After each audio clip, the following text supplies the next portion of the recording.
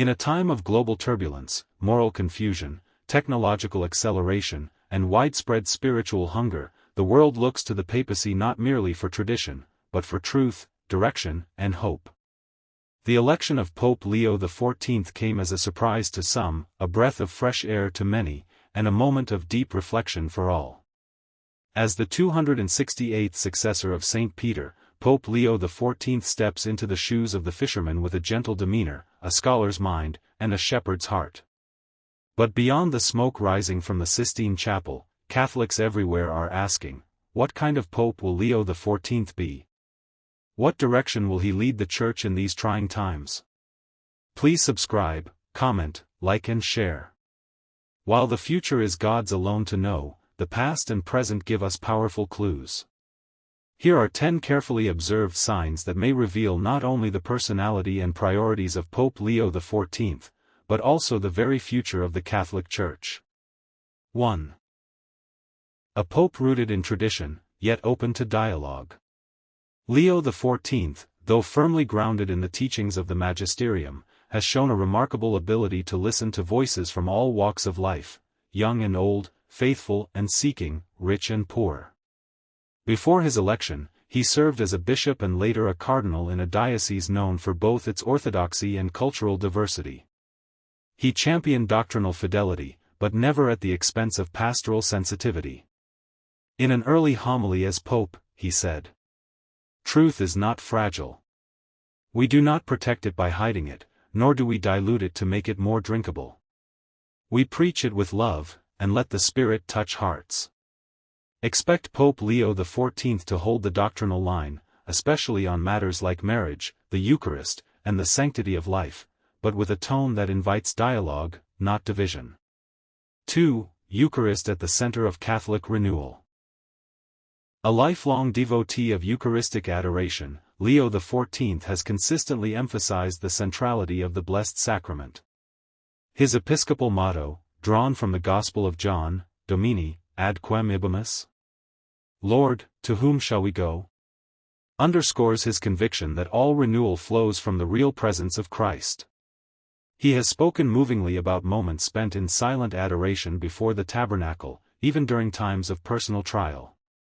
Expect him to promote a Eucharistic revival, reinvigorating the sacredness of the Mass, encouraging frequent communion and confession, and combating both liturgical irreverence and spiritual apathy. 3. A global shepherd beyond Europe. Leo XIV'S previous postings, particularly his years serving in South America and later as a Vatican envoy to Africa, gave him first-hand experience with the vibrant faith and pressing struggles of the global South. He often recalls celebrating Mass in remote villages with no electricity, or walking barefoot with the faithful to Marian shrines. He once said, "The Church does not belong to any one continent. She breathes with the lungs of all her children." In his papacy, expect a globalized Catholicism that reflects the voices of Nigerian catechists, Filipino religious sisters, Brazilian youth, and Chinese underground Christians, not just Western theologians. 4. Moral voice in the age of artificial intelligence. A surprise to many, Pope Leo XIV has a background in philosophy and digital ethics. In recent years, he has authored several papers on artificial intelligence, surveillance capitalism, and the dignity of the human person in a data-driven world. He has warned against treating people as data points and advocated for a human-centered AI, grounded in Catholic social teaching. In one lecture, he said, "Progress without ethics is regression. The soul must lead the machine, not the reverse." As technology reshapes society, Pope Leo XIV may become a moral compass for the digital age, offering guidelines for AI, biotech, and transhumanism rooted in anthropological truth. 5. Defender of the family, guardian of the elderly. In a world redefining gender, family, and parental rights, Leo XIV is expected to be a strong advocate for the traditional family unit. He has expressed sorrow over what he calls the orphaning of a generation, not from death, but from divorce, absence, and cultural confusion. Yet, he is not merely defensive. He speaks tenderly of the elderly, often invoking his grandmother's rosary and wisdom. He has proposed initiatives for intergenerational catechesis, where children learn from grandparents, and the Church rediscovers the sacred value of aging. 6. Reformer of the clergy and seminaries. Few topics bring Pope Leo XIV to tears like the wounds caused by clerical abuse and hypocrisy. He has vowed not just to enforce accountability, but to renew the very spiritual formation of priests and bishops. He advocates for seminaries that teach both sanctity and service, theology and humility. His reform program includes more retreats, spiritual direction, liturgical beauty, and community involvement during formation. Expect a renewal of priestly identity that is both holy and human, servants, not princes. 7. Champion of young people and evangelization. He has called the youth the morning watchmen of the Church. Leo XIV has spent countless hours with young Catholics at World Youth Day events, university chaplaincies, and online forums. But he warns against entertainment replacing evangelization. He calls for a radical reproposal of the gospel in a language the youth understand, but without compromising the message. Under his leadership, we may see a resurgence of youth movements, missionary initiatives, and a recommitment to the new evangelization, especially in the digital mission field. 8. Papacy of silence, prayer, and contemplation. Unlike media-savvy predecessors, Leo XIV is surprisingly silent, a man of few public statements, yet profound gestures. He is known for early morning prayer, silent processions, and long periods of Eucharistic adoration. This contemplative style could signal a more reflective, less politicized papacy, one that emphasizes spiritual depth over soundbites. As he told seminarians shortly after his election, "The world doesn't need more noise from us. It needs saints who carry Christ in their eyes." 9. Jubilee 2025, a vision of mercy and mission. One of his first acts was to declare the Jubilee year 2025 as a global call to conversion, unity, and mission. Not merely a symbolic celebration, Pope Leo XIV envisions the Jubilee as a turning point for individuals, to return to confession and rediscover mercy. For the Church, to heal internal wounds and divisions. For the world, to see the Church as a sanctuary of peace and truth. Pilgrimages, corporal works of mercy, new indulgences, and a global catechetical campaign are expected to make this Jubilee one of the most impactful in modern history. 10. The Lion of Hope in the Shadows of Despair. Finally, the very name Leo, Latin for lion, calls to mind strength, courage, and a readiness to defend the flock. Yet Pope Leo XIV is not a roaring lion, but a gentle warrior, one whose strength lies in his ability to suffer with the suffering and lead with the strength that comes from prayer. He has said, "The world is afraid. Afraid of silence, of death, of meaninglessness. But the Church carries in her heart a flame, hope. And this hope has a name, Jesus." 11. Youth as a spiritual priority. He sees the youth not merely as the future of the Church but as her present force for evangelization.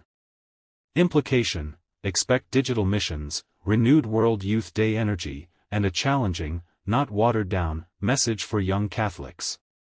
12. A voice of unity amid division. He frequently calls out ideological polarization, both progressive and traditionalist excesses, in the Church. Implication: a pope seeking unity without uniformity, capable of correcting extremes while inviting reconciliation and mutual listening. 13. Revival of Catholic culture. He supports Catholic art, music, and architecture as sacraments of beauty that elevate the soul. Implication: a return to liturgical excellence and cultural evangelization, possibly inspiring a Catholic Renaissance in the arts.